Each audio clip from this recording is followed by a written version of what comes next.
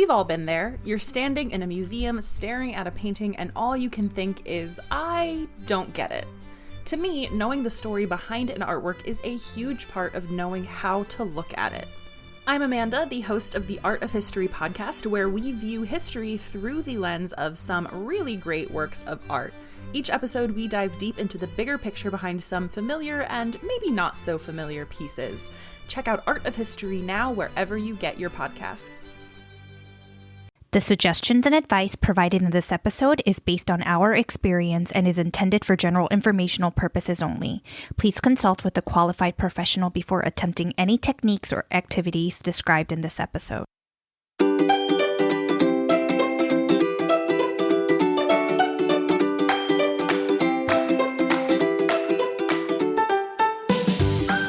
Hello, Culture Kids!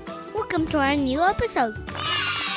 My name is Asher, and I am your host, along with my mom, Kristen. Have you checked out our website yet? Let us know what you want to learn about next by leaving us a review. Well, thank you very much. Today, we're going to do something a little different. Asher, you know how we learn about culture and geography? Yeah? Even though we can always find ways to be adventurous at home or in our neighborhoods, sometimes a part of learning about the world might involve trying an activity that is new. Yeah, but sometimes trying a new activity might be scary. Exactly. There's a lot of new things that Asher has tried where he felt a little nervous in the beginning. For example, when Asher was younger, he found riding roller coasters very scary. It made me dizzy. But then I tried it again later and liked it a lot. Now, when we went to an amusement park recently, Asher could not stop riding roller coaster rides. Yeah, sometimes when you try something new, it can make you feel scared or make you feel nervous. And that's okay, because it's always okay to be scared or nervous. What's another activity that made you nervous at first, but now it's one of your favorite things to do? Snorkeling! That's what we're going to learn about today. You bet. What is snorkeling? Snorkeling is an activity that lets people explore the underwater world.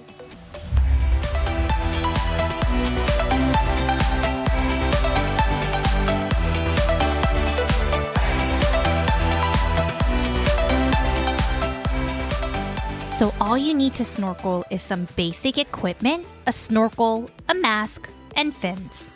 The feeling of flowing in the crystal clear waters and surrounded by beautiful coral reefs is magical.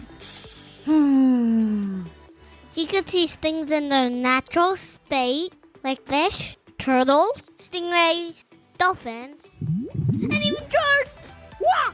I got to snorkel with wild dolphins once, and it was so cool. In the deep blue sea! Yes, but before we went into the deep blue sea, Asher went through a lot of steps to make sure he was comfortable diving in the deep oceans to snorkel. Yep, at first I was afraid to even put my head in the water, in the bathtub. Now I could jump into the ocean and snorkel with dolphins. Amazing! You must be very proud of yourself. So Asher, do you remember some of the steps we took a long time ago to prepare you for snorkeling? Kind of. Like you said, I used to be afraid of the water. I didn't want to learn how to swim. That's right. The first step we took was making sure you were comfortable in the water. We first practiced by splashing water during bath time. I didn't like that at first, because getting water in the eyes didn't feel good sometimes. Yup. Then we moved on to the baby swimming pool. This is when we taught Asher the basic swimming techniques and safety precautions. He also took a few swimming lessons with an expert to make sure he felt comfortable swimming all by himself. Yes, and I wear a thick wetsuit. Even though we live in Los Angeles, and it's warm here. I get cold easily in the water when I come back from the jacuzzi. So wearing a wetsuit keeps me warm, and it's so thick that it helps me float a little. Yup, this was a little trick that made a big difference.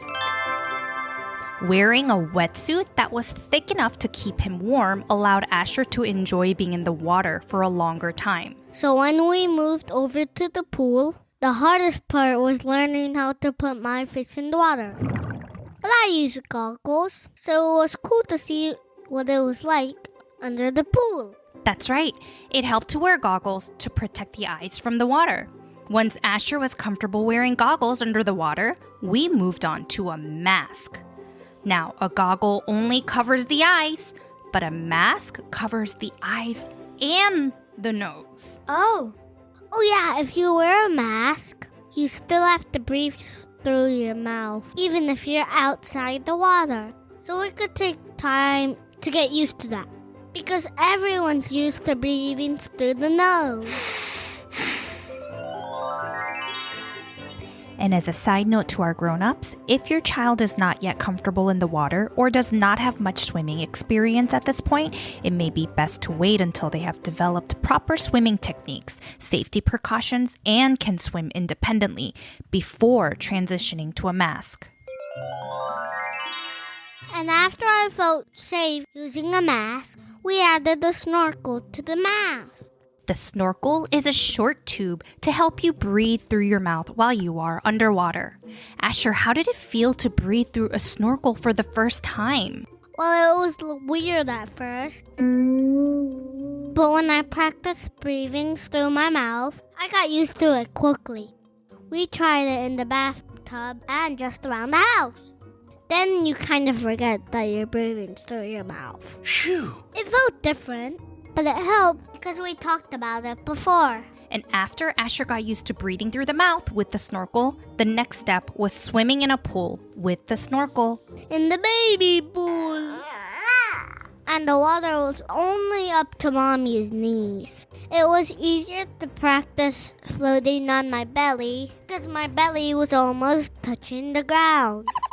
Yes, practicing in a very shallow pool is a great way to learn how to float on your belly so your body is horizontal.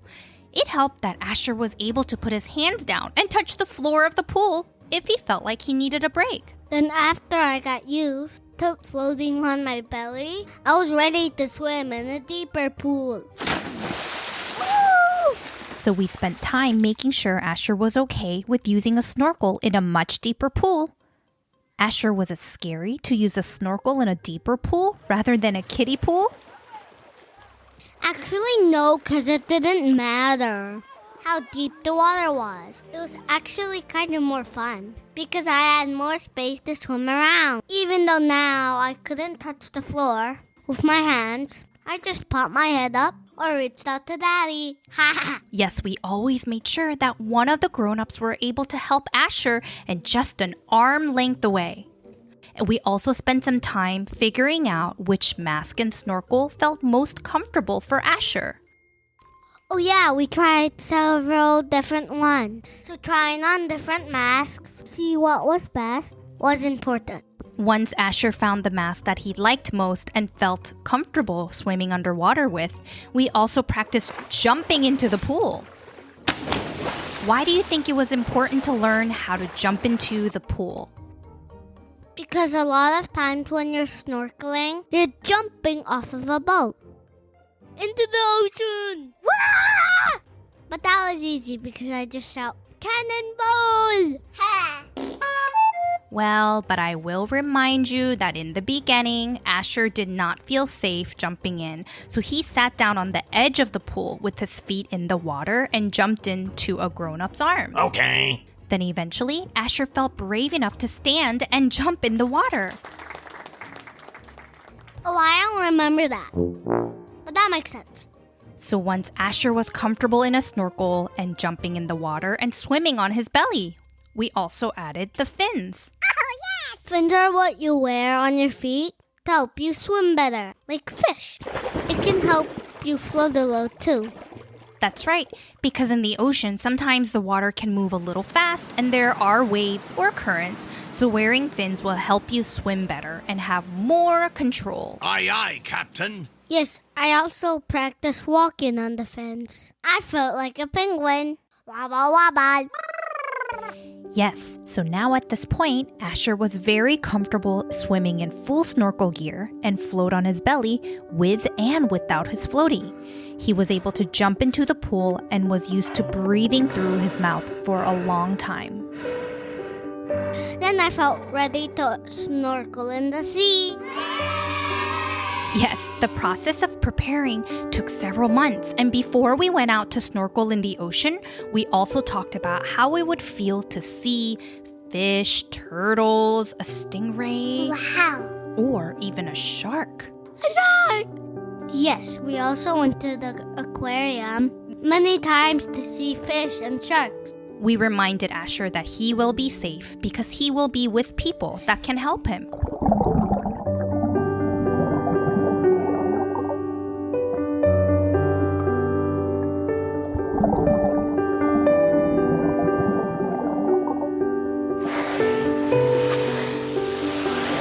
Asher's first time diving in the sea was on the shores of Maui, which is a beautiful island in Hawaii.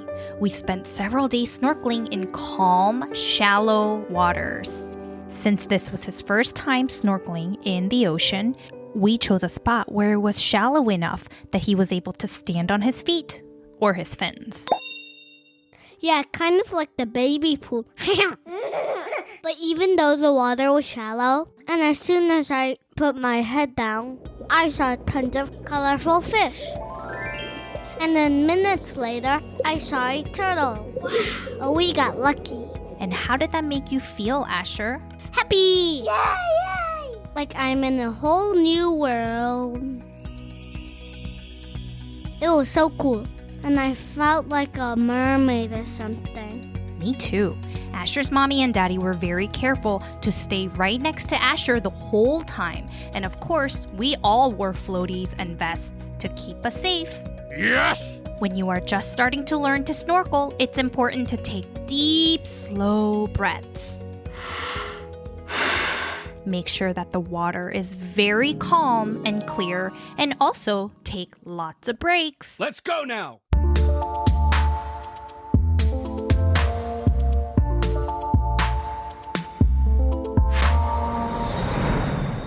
Let's share some important rules about snorkeling. Yes, ma'am. What is number 1? Never snorkel alone if you're a beginner. No. Very important to always have a buddy. A buddy system. Hey, buddy. Correct. And number 2, always make sure before going in the water that your gears are working properly and that they fit comfortably. Got it. And your mask should fit nice and snug. And also, don't touch anything. No way. Don't touch the corals or stand on them. And don't chase any fish or turtles. Just let them be in their home. It's okay to maybe pick up a seashell or two, but always ask a grown-up before picking up anything in the water. You can point to it or go back onto the surface to ask. And always stay calm. So just focus on breathing and take lots of breaks.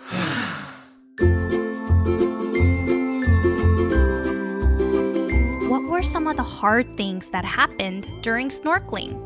Sometimes my mask got foggy and water got in my mask. But Mommy showed me how to get water out of my mask. Yes, you can practice this in the pool before you go into the sea. You use one hand to press the mask against your forehead, look up, and blow gently through your nose. This will take some practice, so if water gets inside your snorkel, you can always pause and ask a grown-up to help you.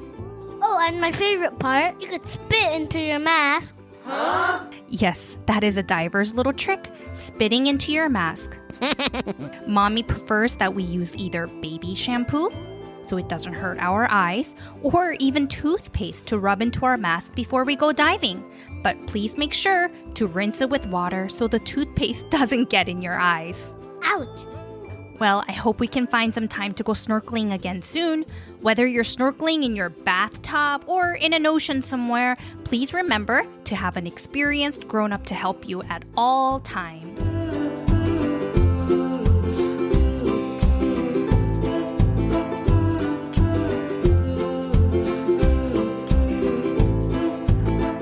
Well, we never end our episode without some jokes. Hooray! Asher, do you have a joke you'd like to share? Yes. Why did the crab never share his toys? Why? Because he was selfish. I get it. That's great. Did you have one more? Yes. Why did the seagull fly over the sea? Why? Because if it flew over the bay, it would be a bagel. Okay. What do you call a shark that likes to play the guitar? What? A jaw-zician.